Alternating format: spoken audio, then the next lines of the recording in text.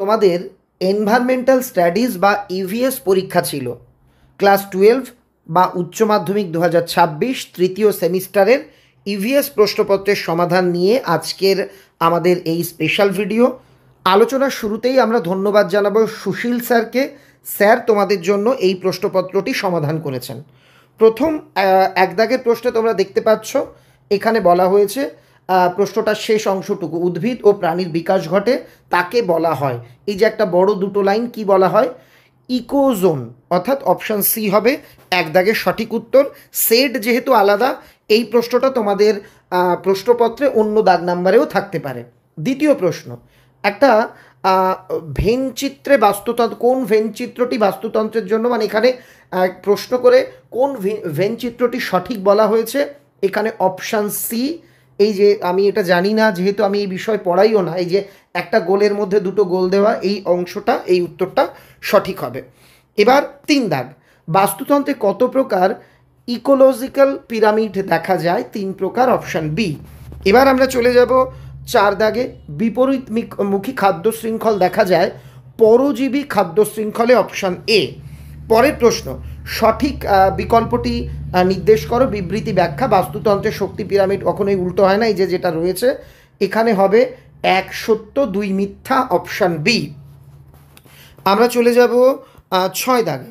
6 দাগে বলা হয়েছে লেভেলে স্থানান্তর, একটা পরিমাপ চাওয়া হয়েছে তোমাদের সূত্র অনুযায়ী। 6 দাগ, এখানে সঠিক উত্তর হবে 10%, অপশান বি। এবার আমরা চলে আসলাম 7 দাগে। এখানে বলা হয়েছে মৃত উদ্ভিদ থেকে, ছত্রাক থেকে ব্যাকটেরিয়াটা কি? মৃতজীবী খাদ্য শৃঙ্খল, অপশান সি। এবার 8 দাগ, যে অঞ্চলে নদী সমুদ্রের সঙ্গে মিলিত হয় তাকে বলে খাঁড়ি, অপশান বি। এখানে আর একটা বিষয় তোমাদের বলে রাখি, যদি ভিডিওটা তৈরির সময় অসাবধানবশত কোনো উত্তর ভুল বলা হয়ে গিয়ে থাকে তাহলে সেটা অবশ্যই ফার্স্ট কমেন্টে আমরা মেনশন করে দেব। আবার একটা ভেনচিত্র দেওয়া হয়েছে, এখানে বলা হয়েছে ভেনচিত্র থেকে বৈচিত্র্য, প্রাণীগত বৈচিত্র্য এবং বাস্তুতান্ত্রিক বৈচিত্র্যের মধ্যে সম্পর্ক, এটা হবে অপশান এ। দেখো একটা বড় আর কি গোল রয়েছে, তার মধ্যে ছোট 3টে গোল, এই যে চিত্রটা, এইটা সঠিক হবে। এবার আমরা চলে আসলাম, আগের প্রশ্নটা ছিল 9 দাগ, এবার 10 দাগ।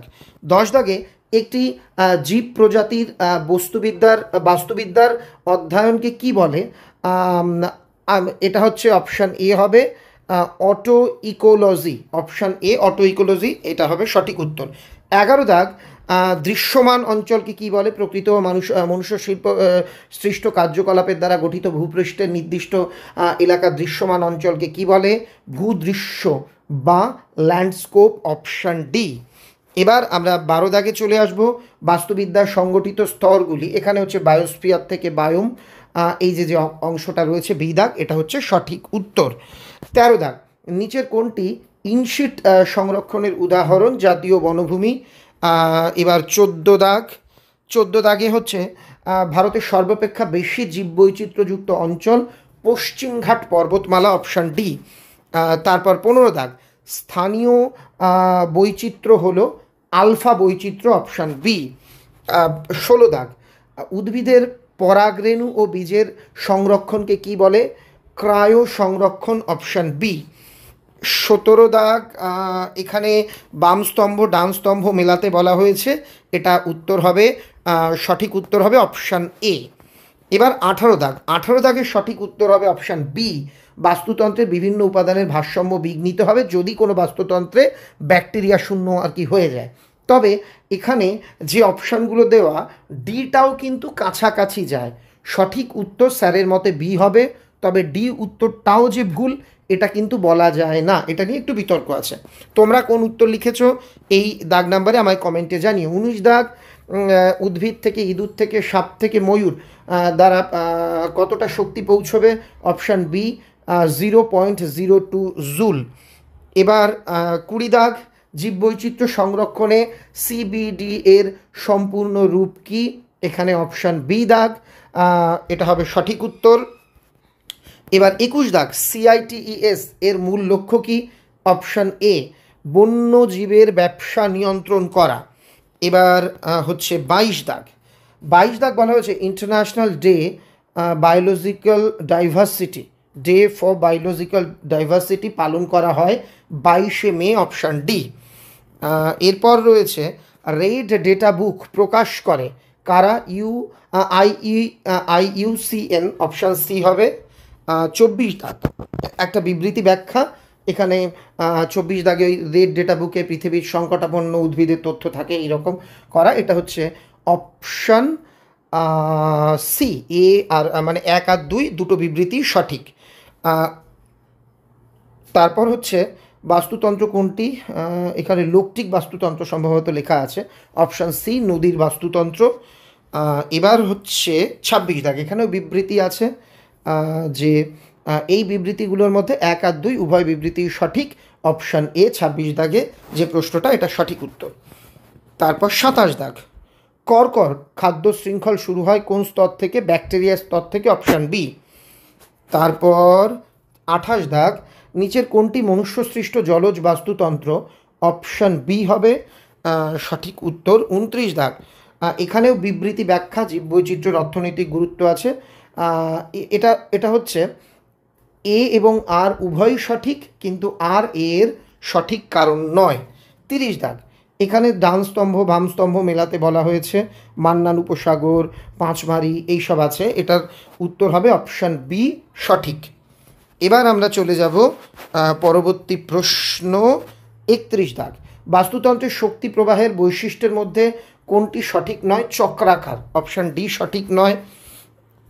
এবার ঘাস ফড়িং, ব্যাঙ, সাপ, বেজি, চিতাবাঘ এই আন্তঃসম্পর্কটি কোন বাস্তুবিদ্যার অধ্যায়? এটা হচ্ছে তৃণভূমি বাস্তুবিদ্যা, অপশান সি। পরের প্রশ্ন হচ্ছে নাইট্রোজেন চক্রের সঠিক ক্রম, এখানে যে কটা ছিল তার মধ্যে সঠিক হচ্ছে অপশান সি।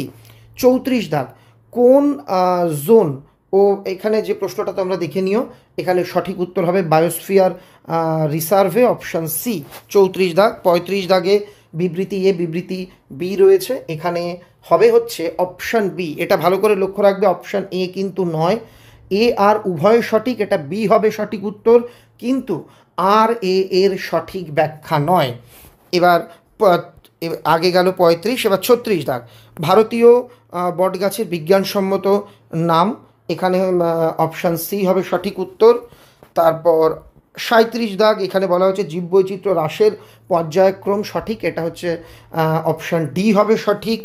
38 দাগ, ডান স্তম্ভ বাম স্তম্ভ, এখানে ডোডো পাখি, তারপর গন্ডার, সোনালি ব্যাঙ এইসব আছে, এটা অপশান বি সঠিক হবে। তারপর 39 দাগে আমরা চলে আসবো। 39 দাগে জীববৈচিত্র্য বলতে কি বোঝায়? পৃথিবীর জীবের বৈচিত্র্য, এটা হচ্ছে অপশান বি হবে। আর লাস্ট কোশ্চেন 40 দাগ, ঘাস থেকে হরিণ, বাঘ এই যে ক্রম, ঘাসের পরিমাণ এখানে হচ্ছে কমবে, অপশান বি। এই হচ্ছে প্রশ্নপত্র। আশা করি তোমাদের পরীক্ষা ভালো হয়েছে। ভিডিওটা ভালো লাগলে লাইক করো, বন্ধুদের মধ্যে শেয়ার করে দিও। একটা দুটো ভুল যেতেই পারে, মন খারাপের কিছু নেই। আগামী পরীক্ষার জন্য খুব ভালোভাবে প্রস্তুতি নিও, তোমার আগামী পরীক্ষা অনেক অনেক ভালো হোক।